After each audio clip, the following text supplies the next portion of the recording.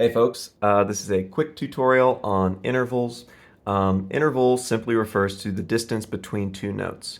So we would say that the distance between C and D is the interval of a whole step. And you've probably heard this before as a musician, but what we're going to do in this video is break down the different simple intervals, which refers to all the intervals within the range of an octave. This video goes a little more in depth and breaks down how the intervals are constructed, but you can also watch individual videos for each of these intervals in a separate video. So what we're going to do here is start with the smallest interval and work our way up to the largest interval within the range of an octave. We're not talking about compound intervals in this video. Compound intervals refer to any interval that exceeds an octave. So that might be a ninth, right, or a tenth. We're not even going to touch that in this video. All the intervals we're talking about exist within the range of one octave, right? Now, when people refer to the intervals, they think about them very often as generic intervals, and then the actual interval itself. So what the heck does that mean, generic interval? Well, what that basically means is we're thinking of the letter in the musical alphabet for each note name and how it relates to the interval. So anytime we have a C, this could be the note C, or a C sharp, or a C flat, but they all represent the same letter in the musical alphabet, going up to, let's say, a D. And again, this could be a D flat, or a D sharp. But just the idea of some type of C going up to some type of D means we have a second. That's because C to D is 1, 2 letters apart in the musical alphabet. So when you're figuring out intervals, the very first step is to ask yourself, where do they fall in the musical alphabet? Always come back to the musical alphabet, and also remember these two rules, which is you can never skip a letter in the musical alphabet or repeat a letter in the musical alphabet.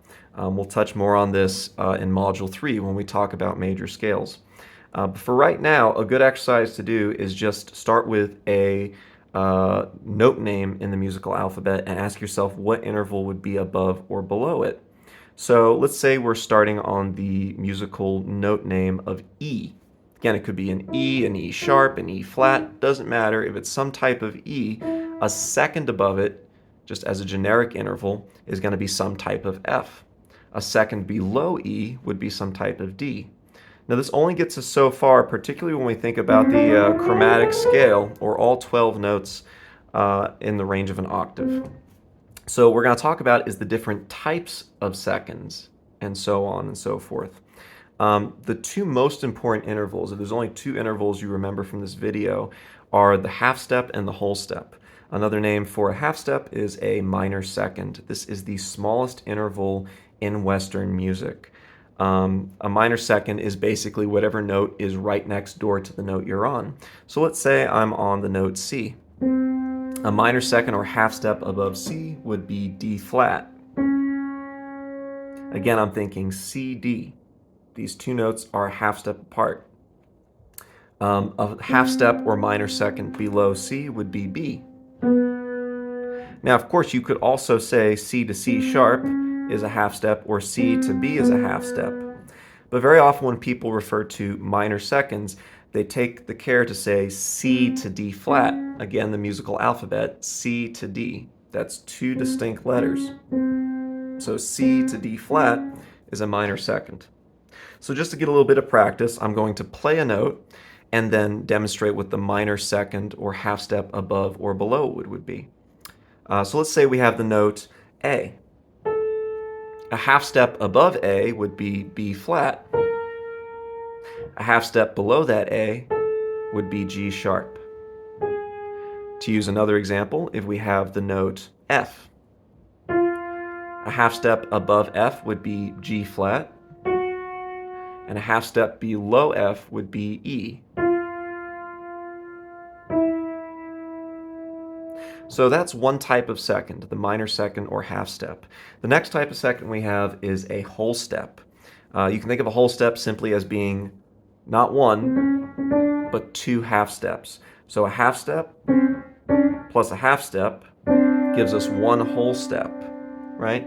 Sounds kind of dissonant, right? There's a lot of tension to our ears with that, but this is an important building block interval.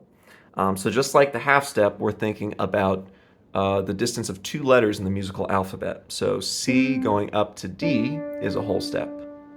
C going down a whole step to B flat is also a major second. Some examples of major seconds ascending would be as follows.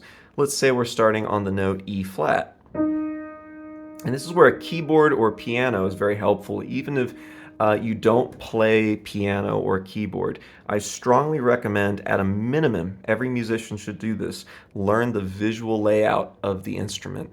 You can find keyboard apps in a lot of places. Find one that gives you a keyboard as a visual reference. So again, going back to this note E flat, if we were to say a major second or whole step above E flat, it would be F. That's because a whole step is two half steps. So there's our whole step. Put differently, we'd say that a major second above E flat is F.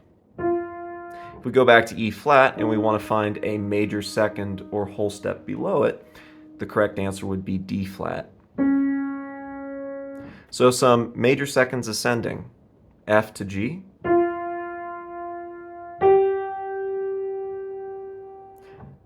G to A, B to C sharp. And then some whole steps or major seconds descending would be, let's say, A flat to G flat.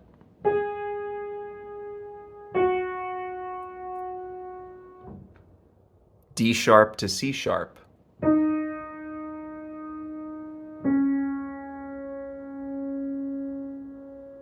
And F sharp to E.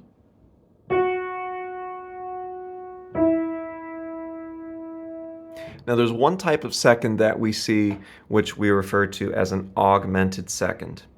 Augmented second is enharmonically equivalent to another interval we'll talk about later, which is called a minor third. But all you need to remember for an augmented second is this. C to D is a whole step or a major second.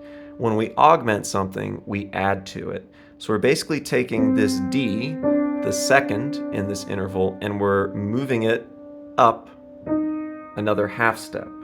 So we're augmenting the whole step to make it an augmented second. So C to D sharp is an augmented second. And the reason that we call it a second is because we're still following the musical alphabet C to D. C to D flat is a minor second or half step. C to D is a major second or whole step. And C to D sharp is a major second.